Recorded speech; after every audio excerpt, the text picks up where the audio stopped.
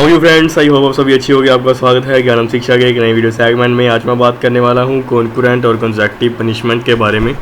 Concurrent punishment क्या होती है, कंसेक्टिव पनिशमेंट क्या होती है, आज हम इस वीडियो में समझेंगे। इस वीडियो को लास्ट तक देखिएगा, ज़रा सी स्किप मत करिएगा ताकि आपको समझ लग सके। चलिए स्टार्ट करते हैं आज की वीडियो।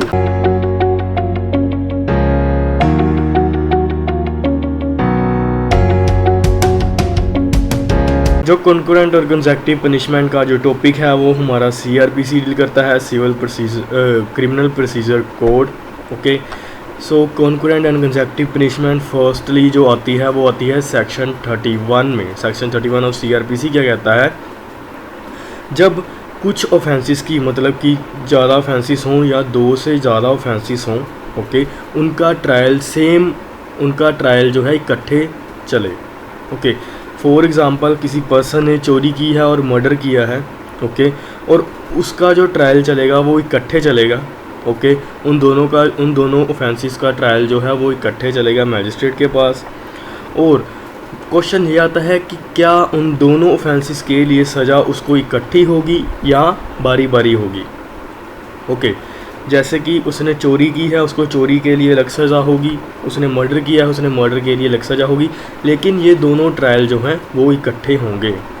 ओके, इसमें एक और बात आती है कि मैजिस्ट्रेट जो है वो इन दोनों ऑफेंसेस के लिए थेफ्ट और मर्डर के लिए इन दोनों को इकट्ठे सज़ा दे सकता है।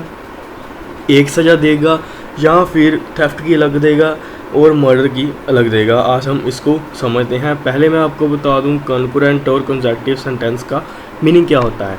जो कॉन्करेंट सेंटेंस होती है, ओके, जो कॉन्करेंट सेंटेंस होती है वो होती है इकट्ठे चलने वाली।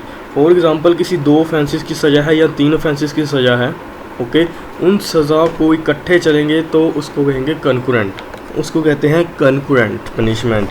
जैसे कि थेफ्ट और पनिशमेंट की, थेफ्ट की दी उन्होंने 3 साल और जो मर्डर की है उसको भी उन्होंने दे दी 3 साल या उससे अधिक।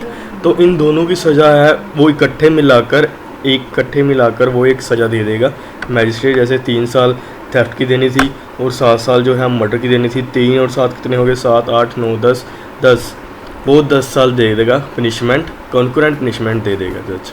ओके, इन दोनों की इकट्ठे मिलाकर दे देगा। इकट्ठी मिलाकर देना क्या कहता है, कॉन्करेंट कहता है। और कंसेक्टिव क्या होता है, कंसेक्टिव कहता है कि पहले थेफ्ट की देगा और फिर मर्डर की देगा। लाइक थेफ्ट की हो गई 3 साल, पहले वो 3 साल इम्प्रिजनमेंट में रहेगा, कैद में रहेगा, और बाकी जो ऑफेंस हुआ है उसने मर्डर किया है वो उसके बाद चलेगा जब थेफ्ट की पनिशमेंट जो है पूरी हो जाएगी। कंसेक्टिव पनिशमेंट होती है वन आफ्टर अनदर, एक के बाद दूसरी दी जाती है। ओके, और अगर कोर्ट ने कुछ भी नहीं कहा, वहाँ पे कुछ भी नहीं लिखा पनिशमेंट देते समय ये कॉन्करेंट चलेगी या कंसेक्टिव चलेगी, तो ये पनिशमेंट जो है कंसेक्टिव चलेगी, वन आफ्टर अनदर चलेगी।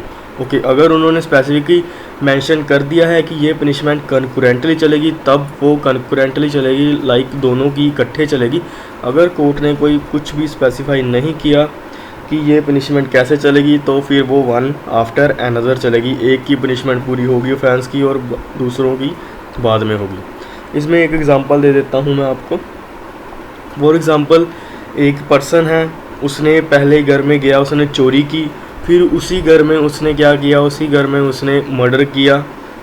पहले उसी पर्सन को उसने डराया, एक्सटॉर्ट किया। ओके, जो पहले चोरी की, फिर एक्सटॉर्ट किया और फिर उसने मर्डर किया।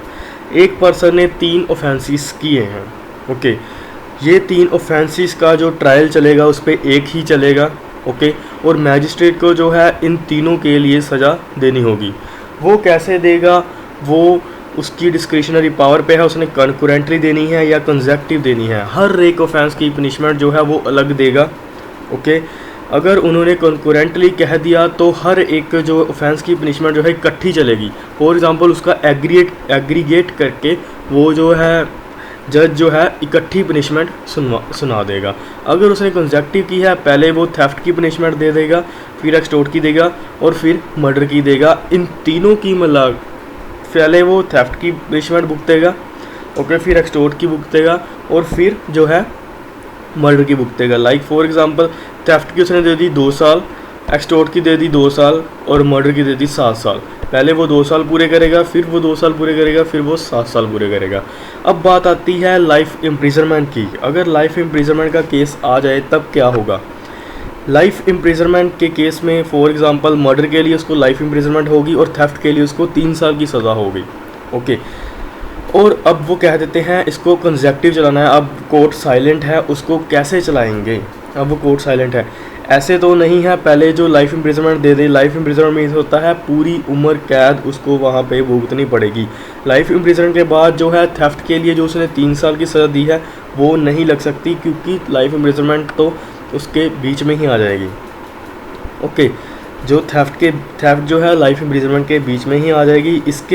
इसी के लिए जो है वो कॉन्करेंट पनिशमेंट पास करेगा। ओके, जैसे कि अकेली लाइफ इम्प्रिजनमेंट ही दे देगा, अगर उस जोन सी ज़्यादा बनेगी वो पनिशमेंट दे देगा कॉन्करेंट पनिशमेंट में। Okay guys, so I hope आपको ये समझ लग गया होगा। अगर आपको इससे रिलेटेड कोई भी डाउट है आप please go to the comment box, comment करिए, मैं आपके क्वेश्चन का ज़रूर आंसर दूंगा। इस चैनल को सब्सक्राइब करना मत भूलिएगा। Thank you so much guys for watching. Subscribe for more videos.